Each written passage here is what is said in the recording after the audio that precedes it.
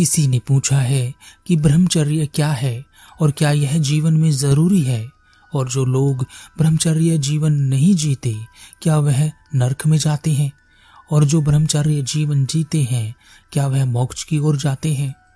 ब्रह्मचर्य क्या है? हमारी मोटी सी बुद्धि में यह बात आती है कि ब्रह्मचर्य का मतलब होता है अकेले रहना, यानी शारीरिक संबंध ना बनाना, विवाह इत्यादि ना करना। ब्रह्मचर्य के बारे में सबसे ज्यादा कम उम्र के युवा सोचते हैं, क्योंकि वह अपने आप को काबू नहीं कर पाते और शारीरिक संबंधों की ओर जाते हैं। उनकी दिलचस्पी सेक्स में बहुत होती है, इसलिए उनके मन में उल्टे सीधे ख्याल आते रहते हैं और अपनी इन्हीं हरकतों की वजह से वह अपने आप को हीन भावना से ग्रस्त कर लेते हैं। वह अपने आप को पापी समझने लगते हैं और हर बार वादा करते हैं, कसम खाते हैं, संकल्प लेते हैं कि आगे से ऐसा नहीं करेंगे, परंतु उनका हर वादा, हर संकल्प टूट जाता है और धीरे धीरे वह हीन भावना की ओर बढ़ते चले जाते हैं। पर ऐसा क्यों होता है? क्योंकि उन्हें समझ में नहीं आ रहा होता है कि उनके साथ क्या हो रहा है। क्योंकि एक समय तक तो वह ऐसे होते हैं जैसे भोले भाले प्यारे बच्चे, और कुछ ही समय में उनके भीतर इतना कुछ बदल जाता है कि वह अकड़ कर खड़े हो जाते हैं और अपने आप को बड़ा समझने लगते हैं और हर बंधन से छूटकर भाग जाना चाहते हैं। वह किसी का नियंत्रण स्वीकार नहीं करना चाहते। उनके मन में बहुत सारे सवाल होते हैं, पर उनके पास उत्तर नहीं होते, और जो उत्तर उन्हें मिलते हैं इधर उधर से, उनसे वह और ज्यादा घबरा जाते हैं। हमारे शरीर में दो तरह की ऊर्जा एक्टिव होती है। एक वह ऊर्जा जो हमारे शरीर को बाहर से मिलती है, यानी हमारे खाने पीने से, हमारे भोजन से हमारे शरीर को शक्ति मिलती है, जिससे वह स्वस्थ रहता है। एक दूसरी ऊर्जा जो हमारी चेतना से हमें मिलती है।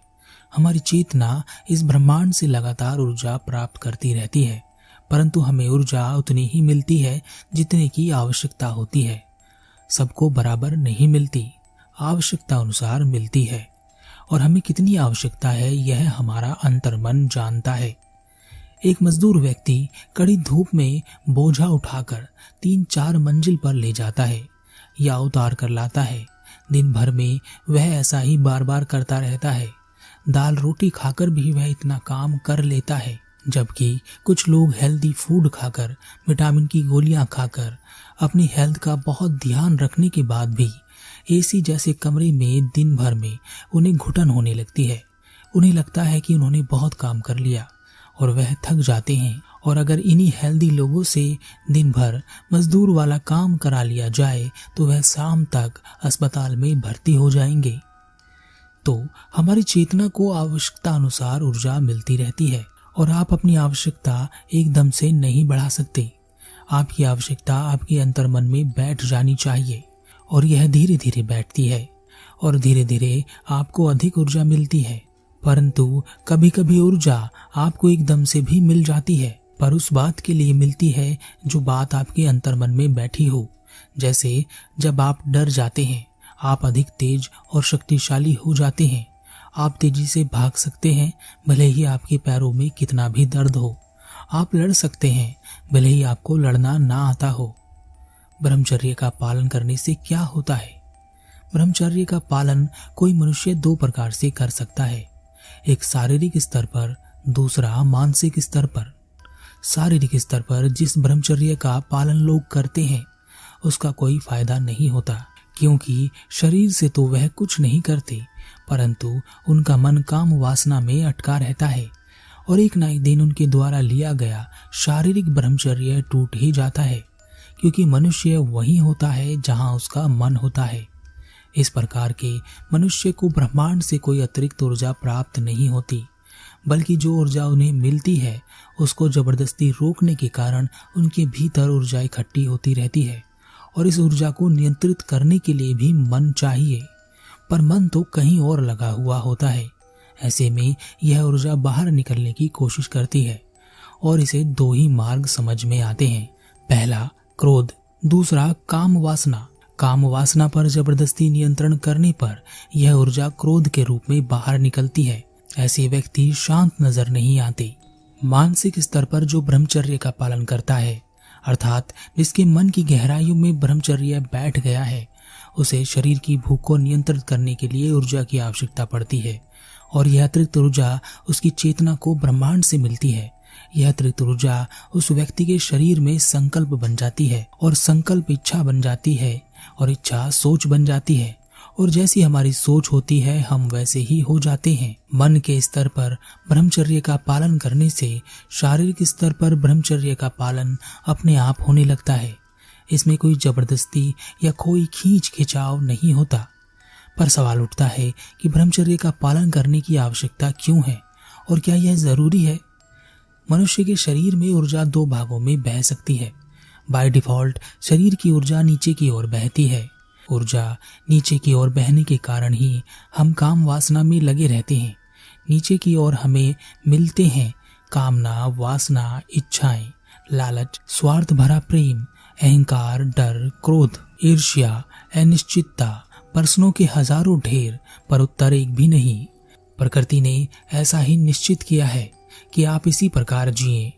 नीचे की ओर माया मिलती है और यह आपको उलझा कर रखती है, जहां पर हजारों सवाल लिए आप घूमते रहते हैं और उत्तर देने वाले हजारों मिलते हैं, पर उत्तर किसी से नहीं मिलता।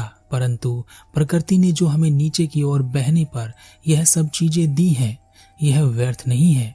इन्हीं चीजों के कारण कोई मनुष्य ऊपर उठने के बारे में सोच पाता है या वह अपने आप को यानी अपनी ऊर्जा को ऊपर की ओर ले जाने की कोशिश करता है ताकि उसके प्रश्न खत्म हो सके। और जब वह ऊपर की ओर चलता है तो अंत में उसे पता चलता है समस्या उत्तर नहीं थी, समस्या प्रश्न था। प्रश्न का होना ही गलत था। मनुष्य के शरीर में ऊर्जा दो भागों में बहती है, नीचे की ओर और दूसरा ऊपर की ओर। बाय डिफॉल्ट ऊर्जा नीचे की ओर जाती है। नीचे के केंद्र से ही ऊर्जा ऊपर उठ सकती है, यानी उसे ऊपर उठने के लिए नीचे जाना ही होता है। और जब मनुष्य अपने प्रश्न के उत्तर खोजने के लिए खोज पर निकलता है तब वह ध्यान करता है, संकल्प लेता है। ध्यान करने से, संकल्प लेने से उसका मन मजबूत स्थिति में आ जाता है। इसके कारण उसे अत्यधिक ऊर्जा की आवश्यकता होती है अपने मन को सही स्थिति में रोकने के लिए। यह ऊर्जा उसे ब्रह्मांड से मिल जाती है, परंतु धीरे धीरे, और मन एक जगह स्थिर हो जाता है। ऐसा व्यक्ति अगर ब्रह्मचर्य का पालन भी करता है तो उसके शरीर में ऊर्जा अत्यधिक मात्रा में बहने लगती है और वह उस संसार से दूर हो जाता है जो नीचे की ओर बहने पर मिलता है। यहीं से वह ऊपर की ओर उठने लगता है, परंतु ऊपर की ओर उठते समय उसे उसी रास्ते से गुजरना पड़ता है जिस रास्ते से वह नीचे आया था। उसे अपने डर, काम वासना, इच्छा, लालच, ईर्ष्या, स्वार्थ भरा प्रेम, नफरत, क्रोध, मोह, माया सबका सामना करना होता है। और एक बार जब वह इन सब से पार हो जाता है, उसकी ऊर्जा सर्वोच्च शिखर पर पहुंच जाती है, जहां से नीचे की ओर वापस आना मुमकिन नहीं होता। परंतु फिर भी मनुष्य चाहे तो नीचे गिर सकता है, परंतु कभी ऐसा हुआ नहीं है। यह उन्हीं के साथ होता है जो मार्ग में ही भटक जाते हैं और सर्वोच्च स्तर पर नहीं पहुंच पाते। पूछा था कि ब्रह्मचर्य का पालन करना क्यों आवश्यक है और क्या यह जरूरी है। आध्यात्मिकता में जो लोग भी ऊपर की ओर गए हैं उन सब ने ब्रह्मचर्य का पालन किया है, शारीरिक नहीं मानसिक स्तर पर। और अगर आप इस दुनिया में लिप्त नहीं होना चाहते और आपका मकसद कुछ बड़ा है तो आप ब्रह्मचर्य का पालन कर सकते हैं। परंतु एक बार फिर से बता देता हूँ, अगर आप आज कहें कि मैं ब्रह्मचर्य का पालन करूंगा तो आप नहीं कर सकते। जोर जबरदस्ती से आप एक हफ्ता या एक महीना चल भी सकते हैं, उससे ज्यादा नहीं। ऐसे ही बहुत सारे लोग हैं जो ऊपर की ओर गए हैं, परंतु उन्होंने कभी अपने ब्रह्मचर्य को नियंत्रित नहीं किया है, ना ही उन्होंने इस बारे में कभी विचार किया है। लेकिन हाँ, एक बार जब वह ऊपर की ओर चलने लगे तो ब्रह्मचर्य अपने आप ही उनके भीतर उतर आता है। वह वासना, काम वासना, मोह माया, इच्छा कामना जैसी चीजों से परे होते जाते हैं। लेकिन फिर भी मैं आपसे यही कहना चाहूंगा, अंधों की तरह यह जीवन मत जीना। ब्रह्मचर्य का पालन नहीं कर रहे हैं तो भी अपने आप को काम वासना में मत धकेलना। थोड़ा नियंत्रण रखना भी जरूरी होता है। बूंद बूंद से घड़ा भर जाता है। छोटे छोटे नियंत्रण से संकल्प बन जाते हैं। छोटे छोटे संकल्पों से बड़े संकल्पों का जन्म हो जाता है। बड़ा संकल्प बड़ी ऊर्जा का आह्वान करता है। बड़ा संकल्प उठाने के लिए मन मजबूत हो जाता है। तब आप छोटी मोटी चीजों से विचलित नहीं होते और कुछ बड़ा करने के लिए तैयार रहते हैं। नहीं तो लोग रोज अपने आप को नर्क में धकेलते रहते हैं। कभी सोचा है कि हमें हार्ड, मांस, मज्जा, रक्त से भरे शरीर में इतना आनंद क्यों मिलता है? क्यों हम उसे पा लेना चाहते हैं, जिसकी हकीकत शमशान में एक दिन दिख ही जाती है? इसे ही अंधा होना या माया का पर्दा होना कहते हैं। इसे ही ऊर्जा का नीचे की ओर बहना कहते हैं। और प्रकृति यही चाहती है कि आप उसके कार्य को पूरा करते रहें, यानी सर्जन का काम चलता रहे।